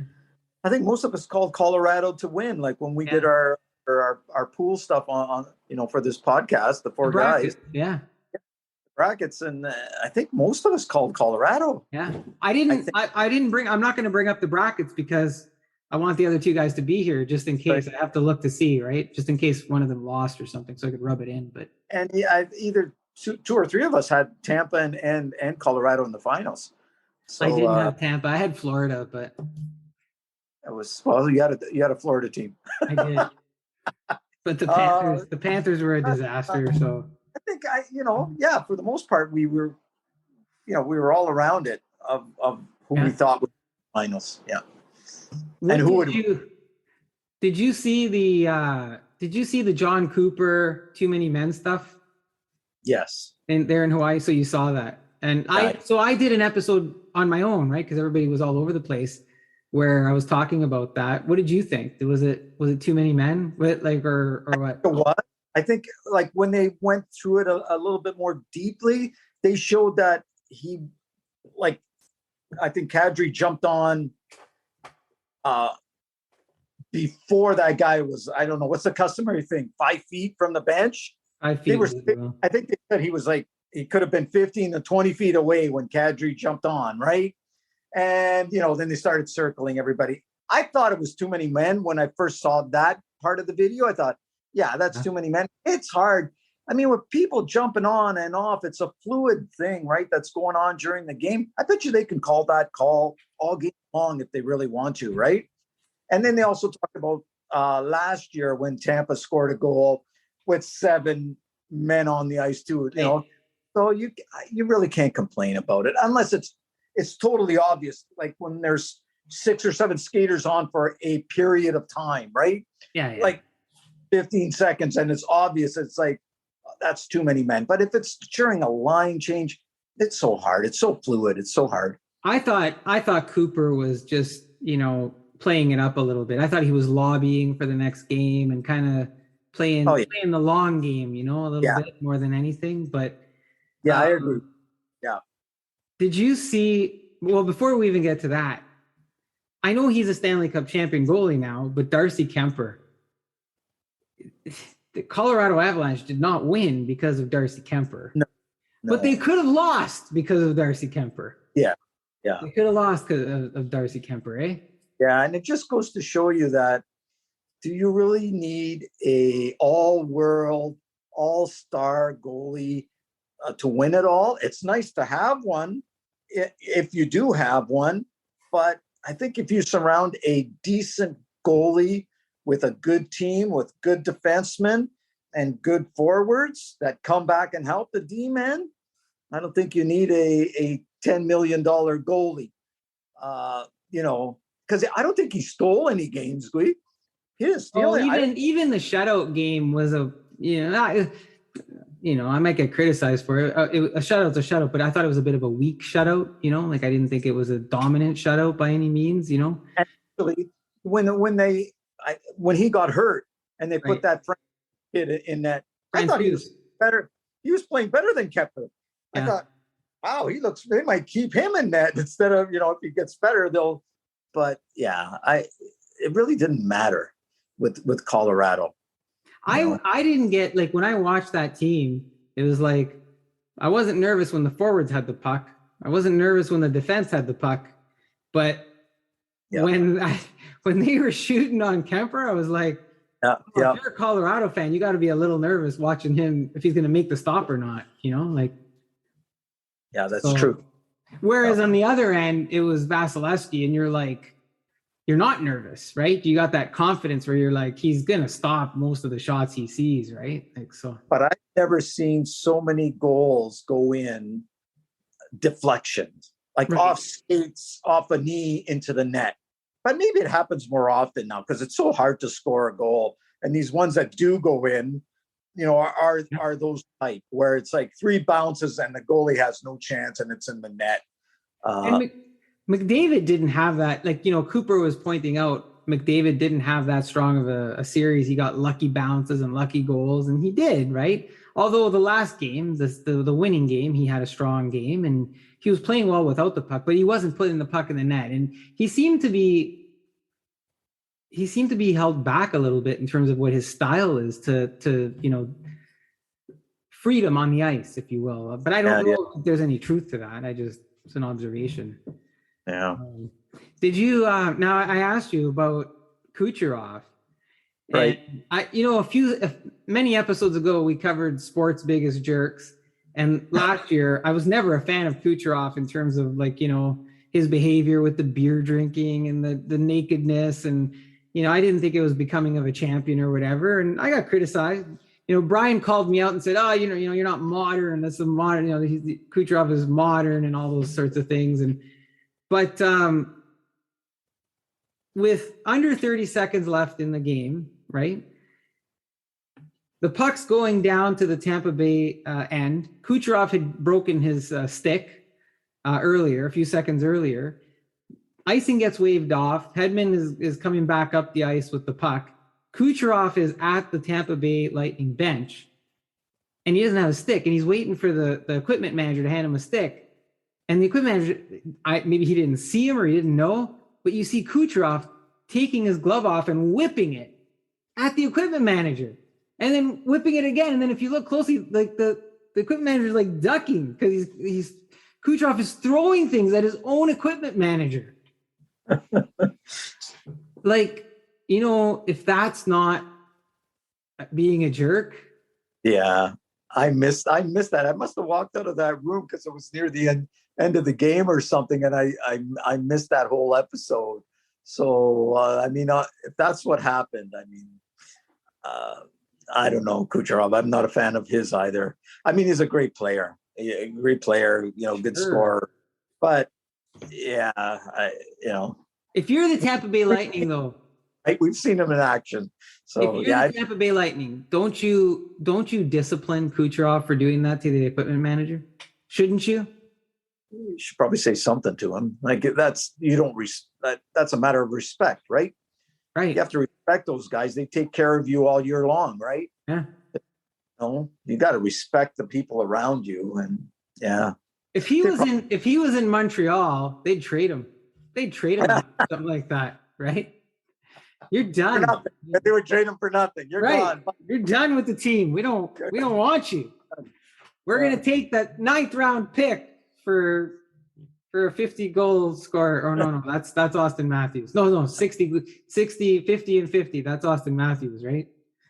Yeah. I'm not going down that path again. Anyways, Kucherov, to me, I think he's a jerk. He's one of the biggest sports jerks. I said earlier, if we go back a few episodes earlier, I said I would not take Kucherov. I don't want him on my team. I know he can give me goals, but that demeanor and that attitude, I don't want him on the team, you know? And people might think I'm crazy for that, but yeah, I think there's other options out there. Did you think that there were penalties missed in that game? Probably. I like we were talking earlier. I kind of stopped watching that. I just kind of stopped. Like, was that a penalty? Was it not a penalty? Was that a good penalty? Was that a bad penalty? It's like, the whole playoff series at the beginning, that's all I was complaining about. It's like, they missed that. Like, what do you call it? And at the end, maybe I was so exhausted. I wasn't even, it's like, what was that? What was that call? Was that high stick? Okay. To me, there was some bad ones yesterday. Like there was one where, the Tampa player gets hooked right just before a goal, like blatant, hook, and that doesn't get called. But I thought Tampa was imploding a bit. Like I think it was Nick Paul. He grabbed his stick and broke it over one of the call. No, like right in front of the ref, right after a goal. No call. Yeah. No call. Right. Maroon did that too, where I'm going, yeah, that probably should have been a penalty, and yeah, they didn't call that. No call. Then there was one. I think it was McDonough. 2 minutes. He got 2 minutes for boarding, where he hits somebody in Colorado from behind, and I was like, 2 minutes. I'm thinking to myself, 5 in a game, right? Like those are dangerous plays, right? Like you could paralyze somebody, right? We've seen that. Remember. Yeah. Right. Then you had Stamkos fired a puck towards one of the referees, Gordie Dwyer. And then, he's in the scrum, apologized. No, I didn't mean to. I think you had Maroon, who body checked a referee after, he chest bumps him and body checks him. And there was just like all this. Tampa, I was watching them and it was like they were not behaving like two-time. Yeah. Maybe because they're not. Maybe because they're not two-time Stanley Cup champions. They weren't behaving that way. They got a little rattled after, they were up 1-0, and then in the second, Colorado scored those 2 goals. Yeah. I like the tying goal, but then the second goal that they scored, that Lehkonen scored, lucky bounce to Lehkonen, right? Hit 2 people off a skate, like Lekkonen's stick and in the net, right? But it was a nice goal. He went. It was a nice goal, yeah. Yeah, he placed it. Yeah, after several ricochets, right? And Vasilevsky was out of position. It's like, oh, boom, in the net. It's like, but those things happen, right? So I think they got a little rattled after Colorado did that. I thought they might come back in the third, and they didn't. Colorado kind of shut them down. They had a game plan and they shut them down. So yeah, I thought they, now like I'm kind of handing it a little bit to the Tampa Bay Lightning for a bunch of different reasons. Just because I couldn't stand the whining. Like it just seemed like, I go back to John Cooper and he was lobbying. It was like after every goal that Colorado scored, we had to check with John Cooper to make sure it was a good goal. Are you okay? Are you okay, John? Is it acceptable? Do you want to call anything? You want to review it? You want to call it back? Did we miss something?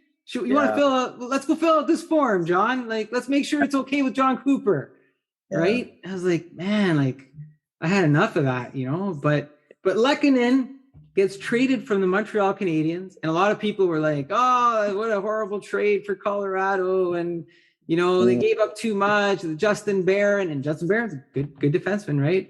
But out of all the acquisitions that the Avalanche made, Lekkonen, he potted a lot of points and goals. But he scored like 7 goals, 8 goals, I think. Yeah, and 2 or 3 were critical ones. Yeah. He's a good player. I mean, he was a good player for Montreal, so they traded him. They got a good return for him. I think he's unrestricted right now, or next year, I think, or something. Anyways, I think that Sakic has a decision to make as whether he's going to keep. He's in his prime years, so why wouldn't you, right? He plays every shift or whatever. I used to be critical of Lekkonen though, like in terms of being able to finish. I just felt like he always would. He reminded me of Russ Courtnall, right? He'd get to where he wanted to go, and then he just didn't know what to do with it. But he's found. You always wanted more from him, right? Yeah, it's a good player. We should be getting more out of him, but maybe it was the system too, right? Maybe it was the way he was used, and it was the system under Ducharme that didn't allow. We're not going to talk about Ducharme.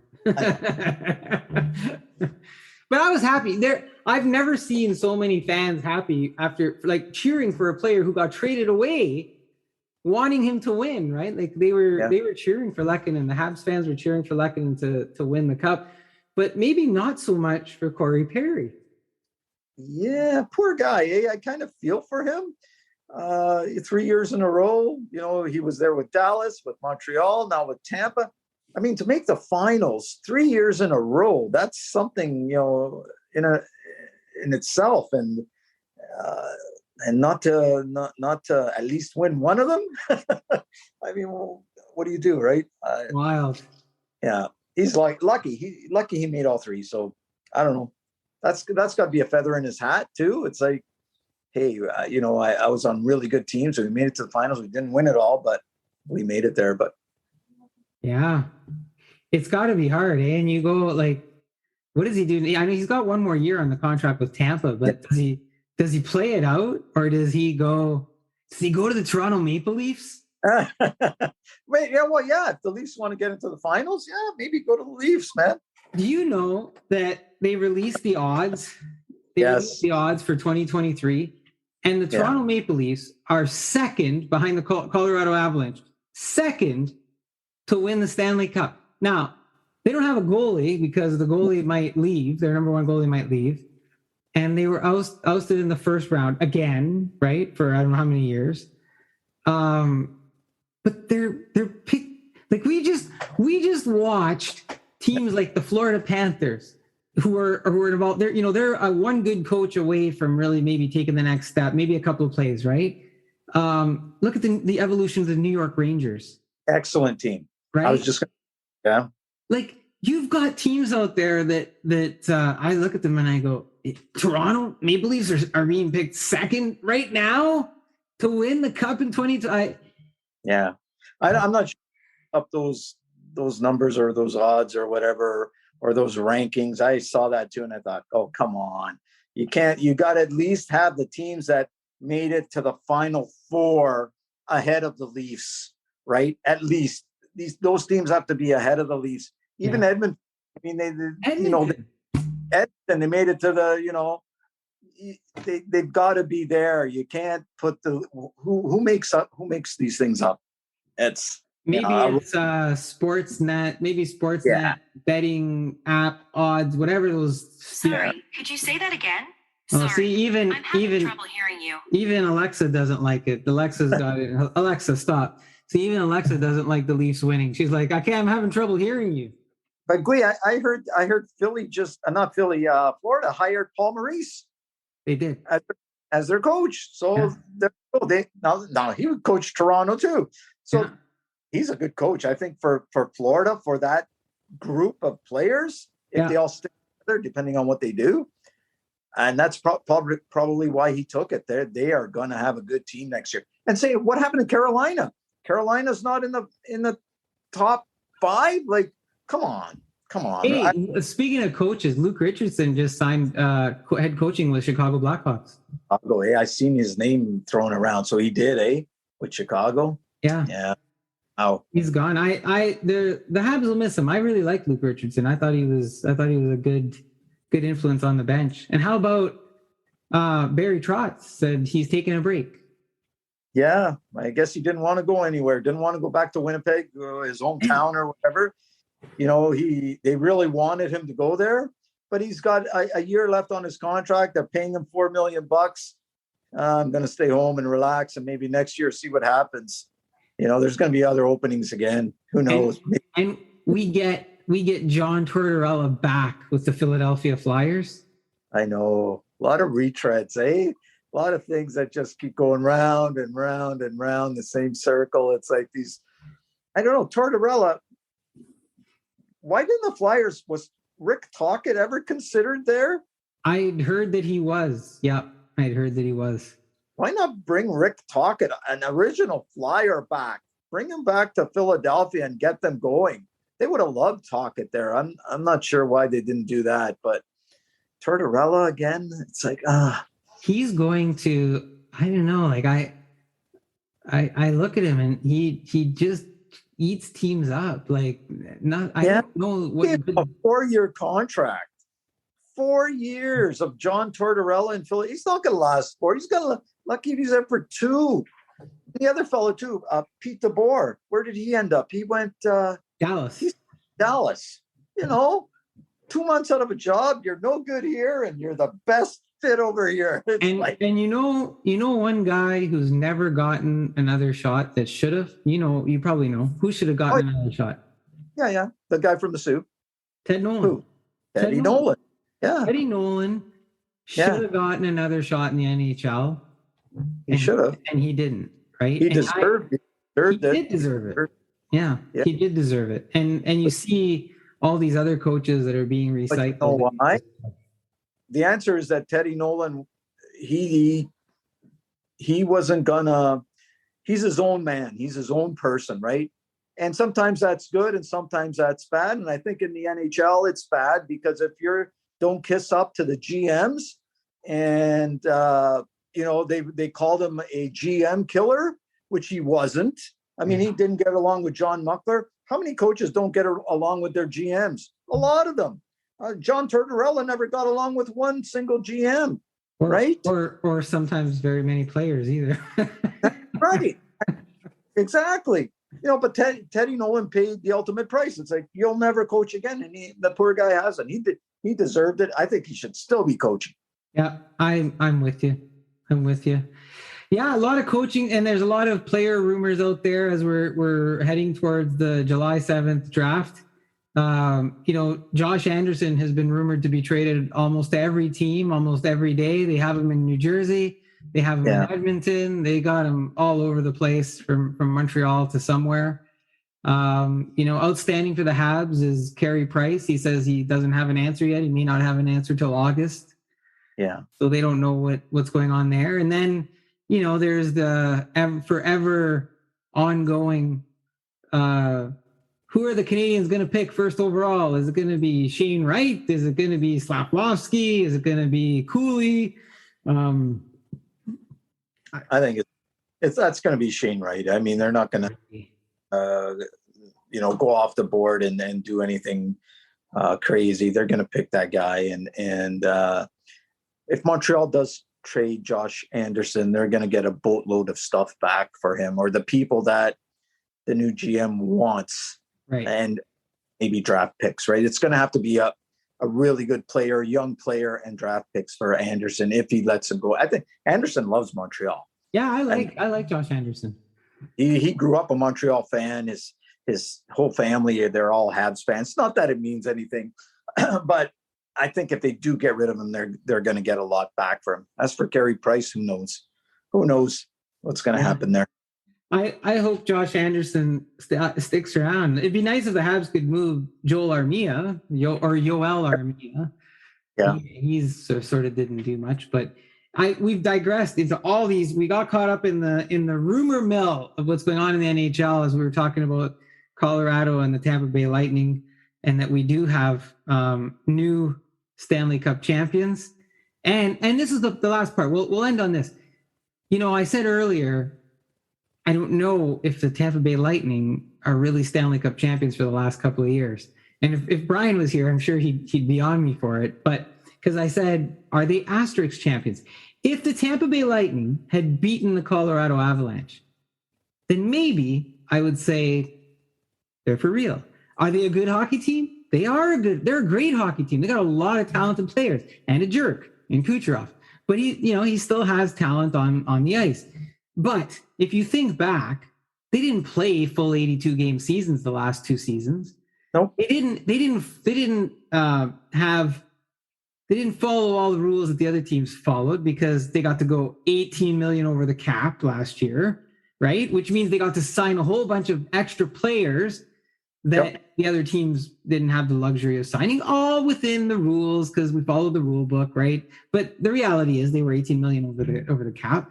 So are they really, in the traditional sense of the NHL season and the Stanley Cup, of what we've come to know it, are they really? Yeah, they beat some teams to do what they did, but circumstances weren't the same. Now, when they played a full 82 game season and Kucherov played a full 82 game season, he was not as fresh looking in the playoffs, was he?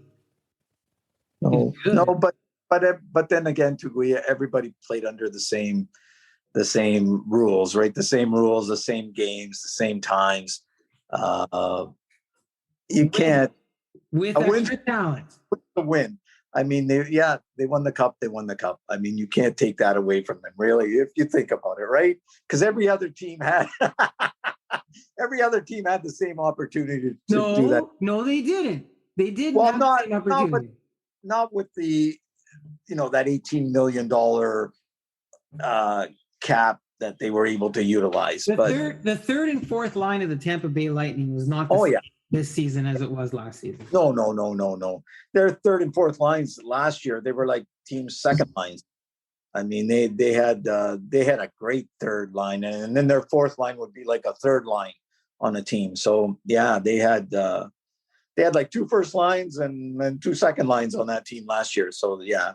Listen, there are some players I like on the Tampa Bay Lightning. I like Braden Point. I like Anthony Cirelli. I like that. And Braden Point didn't play. Right. So Braden Point was hurt. They really missed him. Yeah. Stamkos. I was listening to the Stamkos talk the other night. Not last night, but the night before. And, he talks like a leader. He did. He talked like a leader. So they have some players that I like on that team. But I don't know. It's over. But it's not a dynasty. Not done. No, Tampa's not done. They're a good team. They're just because this year they're not done, man. They've got the players to have more runs either next year or after. Yeah. But you know what? You got an aging McDonough. You got a big contract in Kucherov kind of looming. He's got multiple years at over $9 million. So I don't know. It'll be interesting to see what they do next season, how they try to, insulate the core again or whatever. Anyways, I should let you go back to the Mauiness. We see the palm trees waving in the background, and we'll close this off. slowly we're going to bring everybody back to the show as everybody finishes off their projects and things that they're working on. But for now, the NHL season over. Colorado is your Stanley Cup champions, and we didn't talk too much about the refs. A little bit, I don't think that they called it all, or maybe didn't call it all. I don't know. It was an exhausting thing as far as the ref, but we're gonna say it really was. It's not the ref in Game 6 of the NHL Stanley Cup Final, right? Nope. Right. I'm Guido. This is Roland. Take care, everybody. All right, folks, we've almost come to the end of the show, but we have one more song for you from our Southern Songbird, Jennifer Alvarado. You heard this exclusively on thepathradio.com before its release. Here is Jennifer Alvarado with Rock This Way.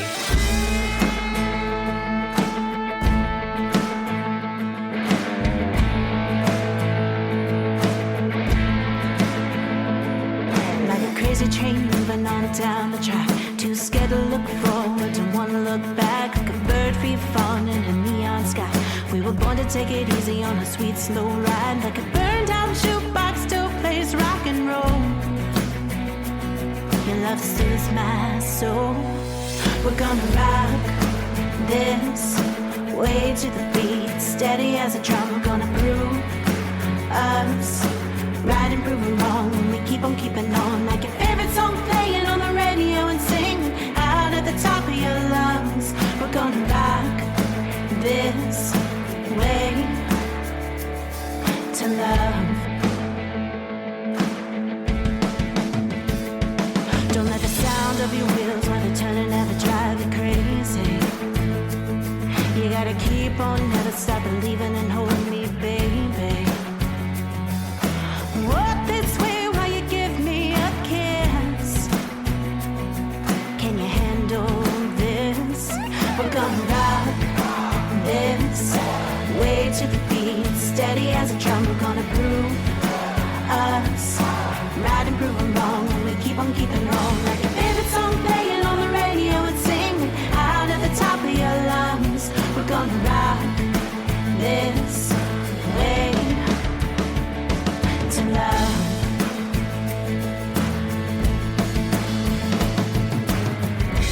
You don't have to cry no more. I'm coming home to you. And oh my, my, my, my, I'm singing this song for you. We're gonna rock this way to the beat. Steady as a drum, we're gonna prove us right and prove them wrong. And we keep on keeping on, like your favorite song playing on the radio and singing out at the top of your lungs. We're gonna rock this way. We're gonna rock this way to the beat. Steady as a drum, we're gonna prove us right and prove them wrong. We keep on keeping on, like your favorite song playing on the radio and singing out at the top of your lungs. We're gonna rock this way. We're gonna rock this way. We're gonna rock this way to love. And we should rock this way into the summer. Happy Canada Day, happy Independence Day. Wherever you are in the world, I hope you're celebrating something. Stay positive, stay safe this summer, and hope you enjoyed the podcast. That is Jennifer Alvarado with Rock This Way. And we're going to have all her information on the podcast notes. Take care, everybody. See you in August.